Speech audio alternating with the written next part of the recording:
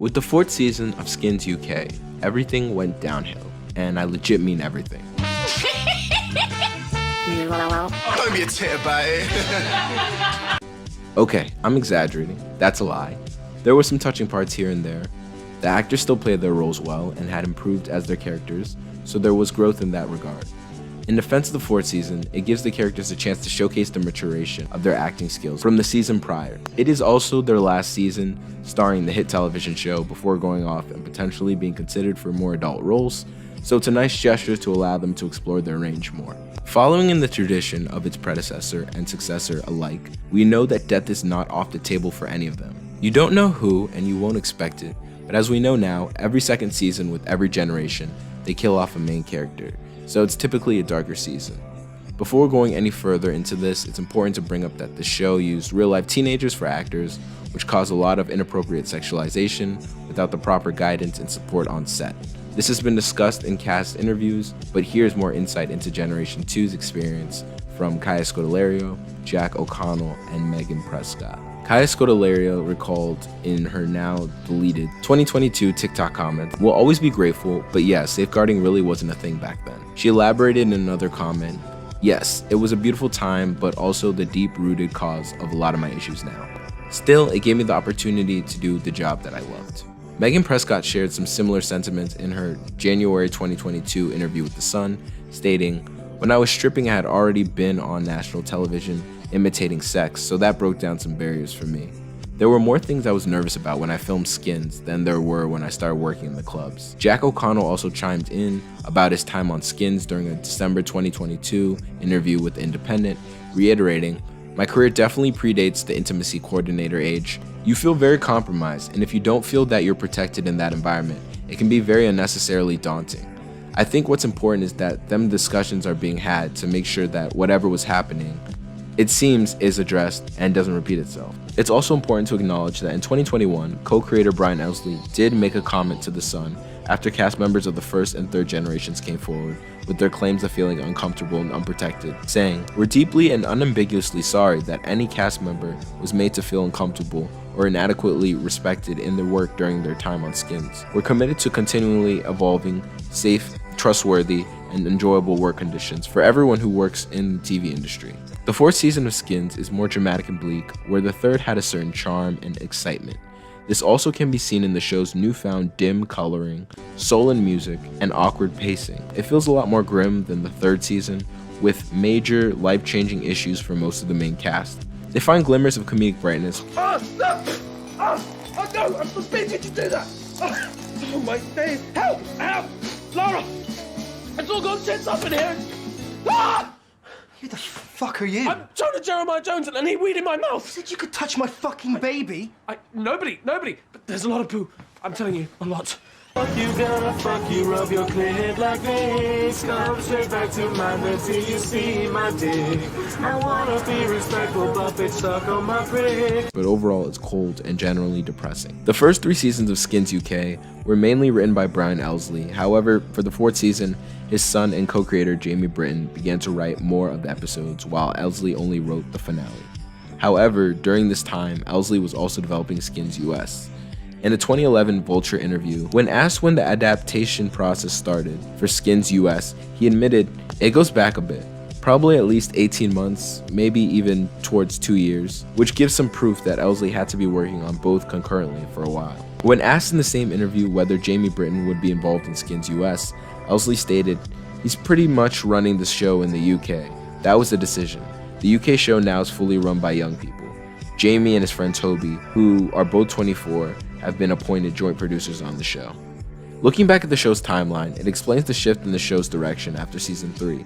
It seems both shows suffered in structure and plot development due to Elsley's loosening of the reins on Skins UK to work on Skins US, which was low-key a waste because we know what happened with MTV's fumble of Skins US. Season 4 didn't waste any time to bring us into its gritty spectacle. We're immediately taken into this very unnecessary season-long plot about a dead girl who we have no emotional investment in or attachment to. However, it somehow affects all the main characters in some way, except maybe Freddie and Effy, but they have their own separate heaps of problems we'll get into.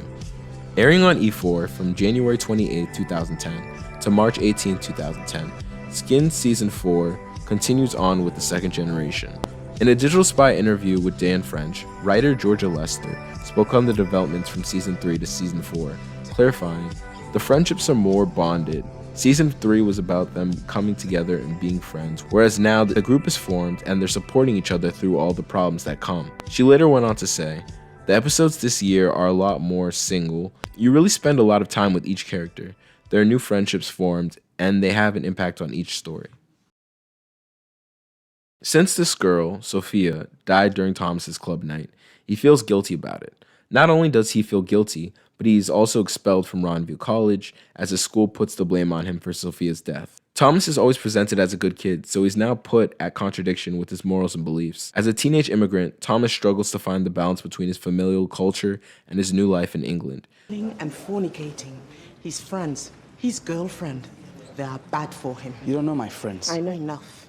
That girl, she's a whole Kasoki. So as he feels pushed to one side of his identity, he leans towards the other. However, this causes more disorder in his relationships. Come on, everybody's skipping next period and going to White Hart. We all need a drink. Get some shots. That's our answer to everything. Just go and get pissed. I know.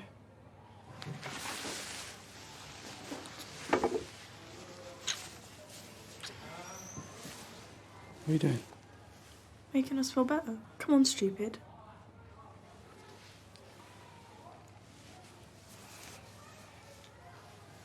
No, I don't want to.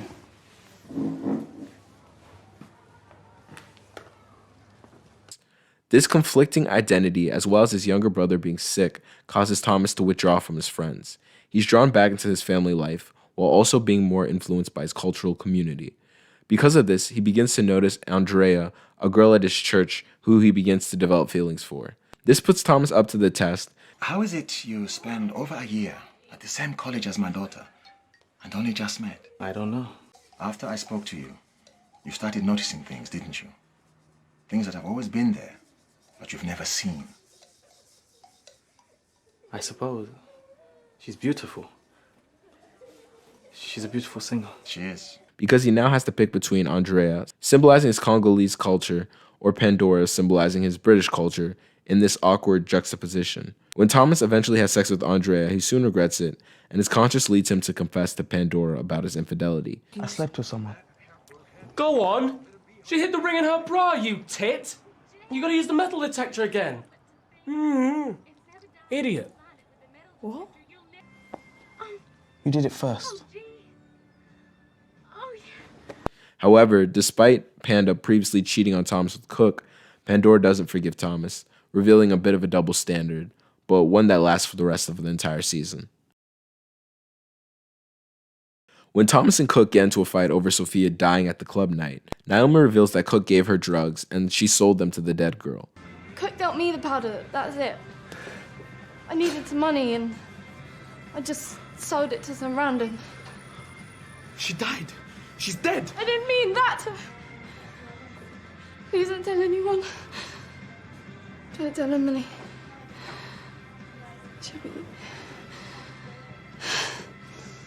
Sophia's family tells the police that Naomi and Emily were close friends with Sophia, which confuses Emily until Naomi admits the truth to her as well. I did see her at the party. It was me who sold her the MDMA. Since when are you dealing? I needed some money and I thought if I just went in on this I could have lent MDMA... you some money. It was for these. I thought I could keep you safe. I'm sorry. Despite knowing more, Emily doesn't trust Naomi, so she goes to the dead girl's house to try to find out what else Naomi's hiding from her. While there, she finds out Naomi actually knew Sophia from a university tour. Emily finds a key in Sophia's room that leads to a shrine of Naomi, convincing Emily that Naomi was simply a stalker who was obsessed with her girlfriend. Emily forgives Naomi and ends up moving in with her.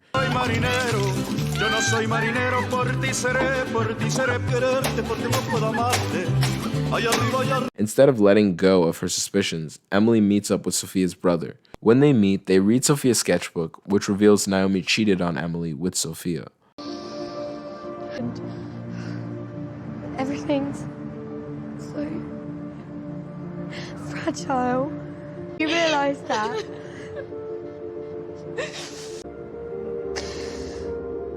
Overwhelmed with her sadness and feeling like she had nowhere to turn to, Emily runs back home to her dad. With this, the parallel between Emily and her dad shines through as she tells her dad about Naomi's infidelity, and he confides that he also cheated on her mom. This gives Emily a new perspective of her dad because of how similar they are in their unconventionality and his willingness to accept her for who she is. Based on his advice, Emily goes back to Naomi and gives the relationship another chance. While Naomi and Emily are going through it, Cook is down bad and can't seem to get his shit together. Instead of laying low after Thomas's club night, he becomes more rowdy and boisterous, causing trouble at every turn. This lands him in prison after getting into a fight at a bar. Not wanting to plead guilty to his crimes, Cook is released on house arrest, which forces him to go home to stay with his mom and little brother. His little brother looks up to him, but Cook's mom thinks he's a bad influence, so he keeps his distance and lives in the school's dorms. He's misunderstood, but because he has trouble expressing himself through his words. That's weird. Look, I've come around to say sorry, well, you know, like, it wasn't your fault. Do you know, like, look, see, they're going to send me down, right? So if you could say anything, like, I don't know, I'll come over and said sorry. Like, I am sorry, mate. You know? I hope they get you in the showers and fuck you up the ass.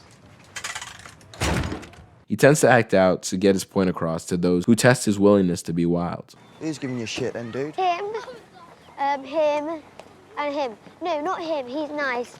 Him. He kicked me in the balls twice. Lads!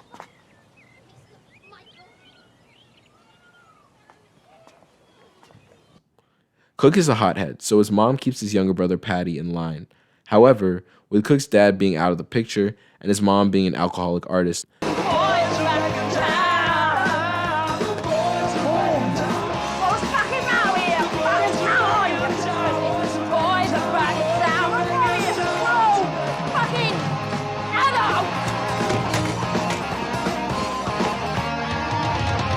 Cook is lacking stable parental figures in his life and has no direction as he's expelled from school due to his crimes. Jack O'Connell sheds light on Cook's behavior with Digital Spy's Dan French by pointing out his lack of male role models. It's the lack of the relationship that proves to be the problem. Without his dad's presence, Cook's got to find male influence from somewhere, and I think it's this confusion, or lack of, which is where he goes wrong. He's very enthusiastic about meeting him, which just makes it a lot harder when he does. The main story is that there's hidden truths, and the truths are too significant to hide, so problems occur. Cook can't find refuge anywhere. Look, Duncan, stuff's happened to me, man. That you should know about this. You should be out there telling them all the shit that's gone down in my life. Duncan, are you smoking a number? Problem. Yeah, problem. You're taking a fucking piss, man. Well, doesn't anyone owe me anything here? Do I not get a hearing, no? People fucked me up, man. Well, go tell that to a judge. Mummy fucked me up. Fucking speak about my mother. You don't talk about it, all right? I'm not.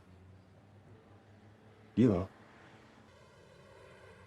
But after he finds out his mom slept with Freddie and his little brother gets arrested, everything goes to shit. He takes his little brother on a joyride in his mom's car, letting his kid brother drive it as they then proceed to destroy it.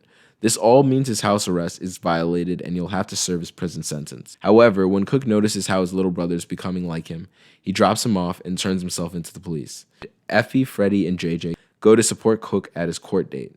Even his little brother snuck out of school to show up. In the end, Cook allows himself to be vulnerable with people as he tries to be accountable by pleading guilty. He tries.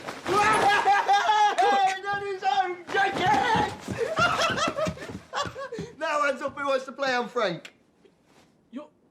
You're...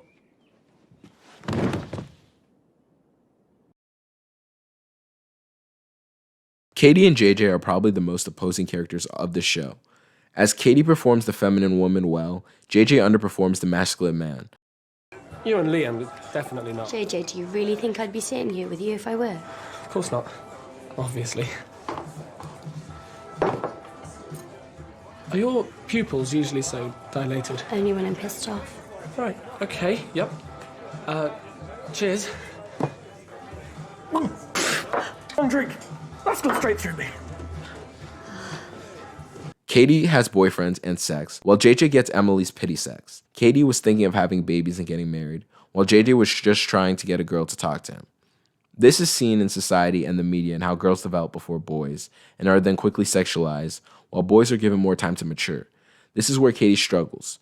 The way girls are overly sexualized, yet critiqued for not being virgins, while boys are critiqued for being virgins and not being manly enough. With toxic masculinity's expectations to have a lot of sexual partners, JJ struggles. Katie's met with an unexpected disappointment when she finds out that she is going through premature menopause. She doesn't know how to tell anyone and just decides to break up with her boyfriend. You can pretty much fuck off now. On the opposing end, while Katie's throwing away her love life, JJ's hoping to find a new one with Laura Lloyd, a female coworker.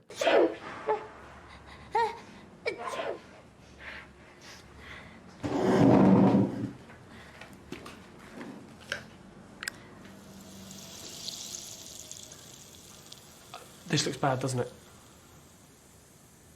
Despite having a baby and an overprotective baby daddy, JJ doesn't allow things to get in the way of his pursuit of Lara and continues to go after her affection. Once he learns to just be himself instead of following Cook's bad advice, he's able to attract Lara with his personality and out-of-the-box ideas. Katie attempts a similar feat as she tries to figure out who she is without being able to fit into the stereotypical model of what society says a woman should be.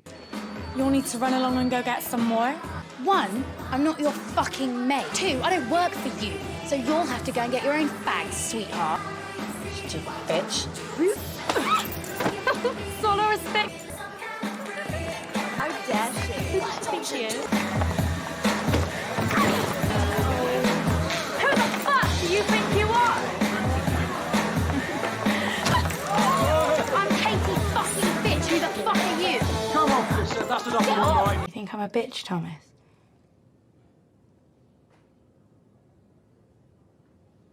I think you are Katie. You should always be you. You're strong and... I'm too aggressive.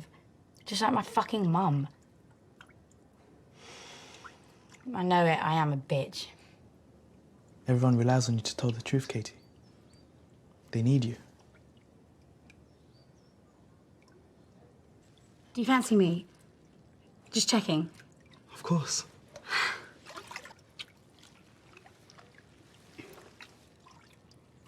I can't have kids. They say I can't have kids.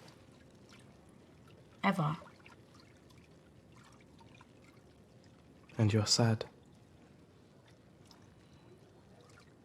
You think maybe no man will ever want you. But I am a man. And I think you're a beautiful, magnificent woman. Katie learns that she doesn't need to be a mother for her to still be considered a desirable woman. Instead, she leans in on her other strengths to help her find peace within herself, inspiring her to help her family to bind together as they come across tough times. First loves are always tough, but Effy and Freddie take it up another notch or two. After all the games played between Effy, Freddie, and Cook, Effy and Freddie finally start dating exclusively after Effy comes back from being gone all summer. She decides she's had enough of Cook and focuses all her attention on Freddie. However, despite holding it together for a while, their relationship starts to crumble once Effy's mental health issues arise and her manic depression takes over. Effy. You found my porn stash. What the fuck did you take? Because you're not making any sense. Because you have to accept. Except. The end. And what fucking end would that be? Mine. Freddie. This leads to Freddie taking care of Effy and trying to keep her alive.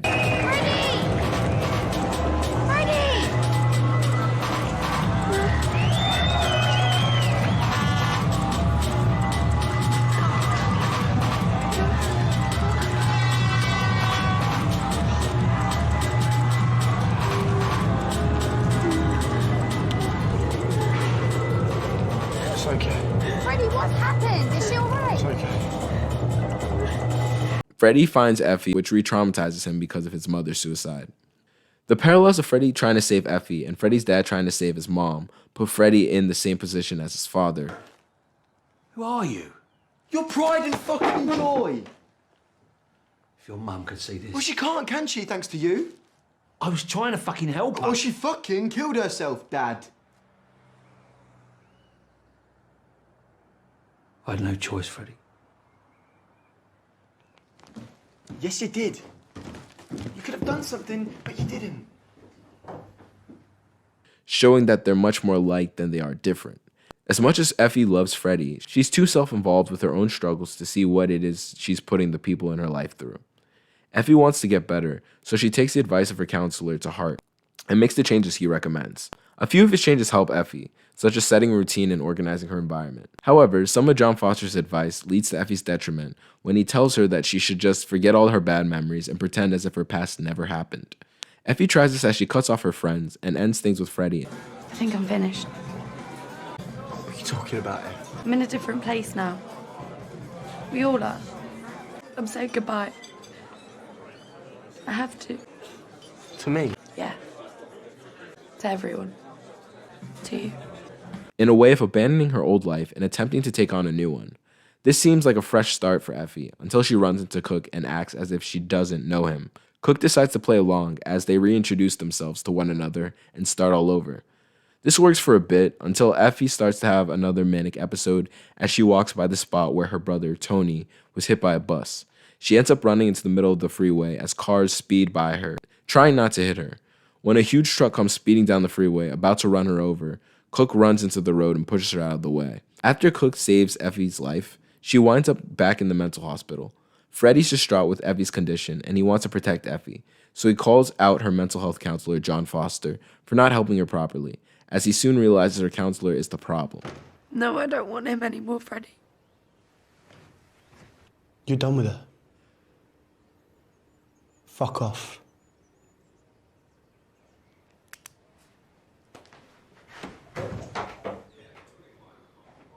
John Foster invites Freddie back to his home to discuss Effy more, but unbeknownst to Freddie, he has ulterior motives. Elizabeth and her mother have expressed dissatisfaction with my methods. Listen, we don't want you.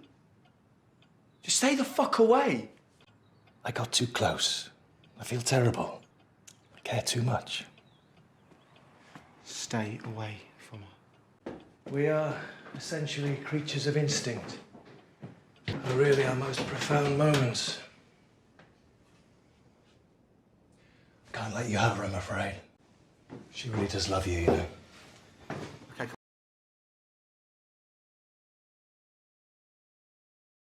With everything that has happened so far, it's a relief when the school year finally comes to a close.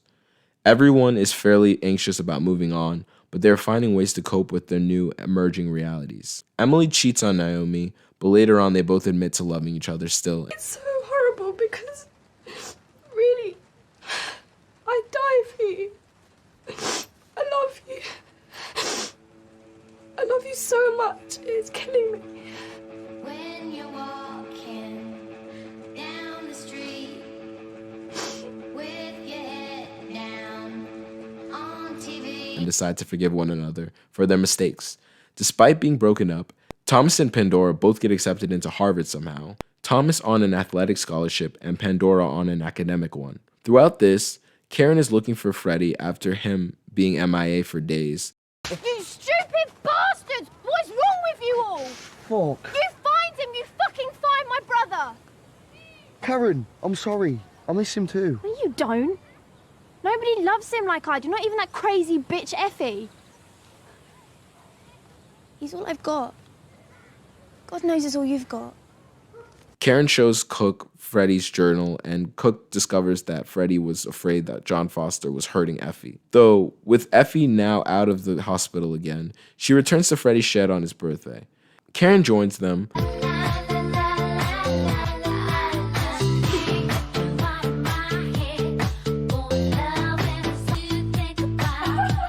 and they agree to invite the rest of Freddie's friends to the shed for a birthday party for him, even though he's still missing. Cook steps outside of his shed to take a moment to remember Freddie, and while doing so, he catches the shadow of someone watching him and his friends. He follows the shadowy figure, ending up in the basement of John Foster himself. As he looks around the basement, he finds Freddie's bloody clothes and realizes that John Foster killed Freddie. When John Foster finds Cook snooping in his basement, he wields the bat he killed Freddie with in an attempt to do the same to Cook. But because Cook is Cook, he doesn't go down without a fight. You did something to my friend. Would you kneel down, please? Mr. Foster. Dr. Foster, actually. I don't think you know what I am, mate. You're nothing. You don't deserve that, girl. I do. I'm a fucking waste of space. You're just a stupid kid. I've got no sense. Criminal. I'm no fucking use, mate. I am nothing. Get it into your, into your bonds. You killed my friend. I'm Cook. Without being too repetitive, the Skins characters of the second generation were iconic. Thus, when the chance arrived to bring back a few of the characters for Season 7's two-part specials, these were the ones they went with. This further continued the legacy of Generation 2, as it allowed viewers to find out what happened to Effy and Cook, especially after ending Series 4 with an ambiguous ending for Cook. Skins fires the opening episode, and it begins with Effy working at a big London hedge fund as a receptionist. She lives with Naomi in a local flat, but Naomi isn't the same ambitious Naomi Campbell she used to be. Instead, Effy's the one working a full-time job, while Naomi becomes a bit of a slacker as Emily is away in New York for an internship. Effy, however, wants more out of her career and life, so she uses her wits to get a friend to teach her about investing, which ultimately gets her a new job as a stock trader. Through this, she also gets a new boyfriend in her boss, a new apartment, and a boost in her status with her work colleagues. As it becomes difficult for Effy to keep up with her new job, she charms her friend into giving her illegal information, and she begins insider trading. Why do you like him? Like, seriously, why do you like him? I'm such an idiot. I managed to convince myself that you weren't shagging him. I'm pathetically in love with you. As you know. It's just a crush, you twat. Oh, you had to make friends with me. Get me addicted to fags, this smoking spot. You asked me to break the law for multi-million-pound scams. I think you should leave me alone. What's that? Something's happening tomorrow. While things are now going well for Effy, Naomi struggles to find her footing as a stand-up comedian. After failing her set, she reveals to Effy that she has been diagnosed with cancer. Initially, Naomi doesn't let the cancer stop her, and she continues doing her stand-up comedy. With practice, Naomi gets better at her routine and starts to do well in the local comedy world. This positivity is short-lived as they start to investigate Effy's company due to all Effy's insider trading. Around this time, Naomi becomes even sicker, and it's apparent to Effy that she's dying. Effy tells Emily about Naomi's condition, which gets her to fly back from New York to be by Naomi's side as she lay dying in the hospital. As this is happening, Effy decides to do what she believes is right and turns herself in for her white-collar crimes. During Skins Rise, the closing episode that focuses on Cook, Cook is still on the run after killing John Foster. He works as a drug dealer for a rich nightclub owner while living in his car in Manchester, but eventually gets caught up in trouble when his boss's girlfriend and him have an affair.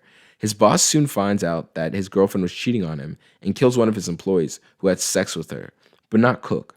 Freaked out by what happened, Cook's actual girlfriend suggests they leave Manchester, but Cook gets a call from his boss's girlfriend asking for his help, and so they pick her up before leaving. They go to his girlfriend's parents' house in the Midlands, but Cook's boss is able to find them. After his boss's girlfriend refuses to go with him, he leaves, but later kidnaps and seemingly murders Cook's girlfriend's parents. Cook, his girlfriend, and his boss's girlfriend all run away and hide out. But when Cook's girlfriend wakes up and catches Cook hooking up with his boss's girlfriend, she runs away. Unfortunately, she doesn't get far. By the time Cook finds his girlfriend, she's dead. Cook confronts his boss and lets him know that he also had an affair with his girlfriend. This causes more chaos, but Cook is able to take control. What, you kill me? I'm fucking Cook, mate. Fucking Cook! My name, go on. Say me fucking name, go on. This is from our girlfriend. And call the cops on his boss before anything else can happen. Skins Generation 2 will always be legendary, even if its ending wasn't. Launching the careers of Kai Scodelario, Jack O'Connell, and Luke Pasqualino, the generation captured a new era of great talent. Parents consider the show to be inappropriate and exploitative, but in today's television environment, it's fairly tame in comparison. Skins allow teenagers to be seen as real, complex people on television, and not just one-dimensional kids that sat in archetypes. Not only did they explore sexuality, mental illness, relationships, drug use, youth culture, and growing up, but they did it all while being relatable and overall entertaining. Each character did their part and will be remembered for their contribution. Skins forever, baby.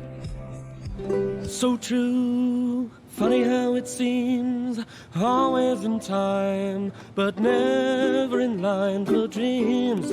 Head over heels, went toe to toe. This is the sound of my soul. This is the sound.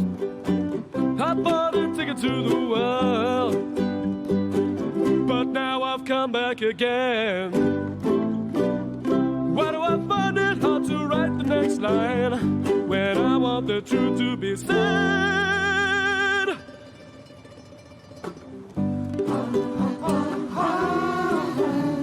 I know this much is true. I know this much is true.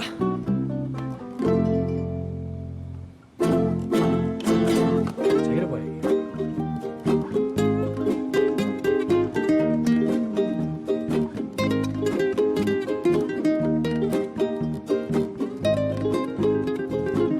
This much is true. This much is true. I know this much is true. This much is true. I know this much is true.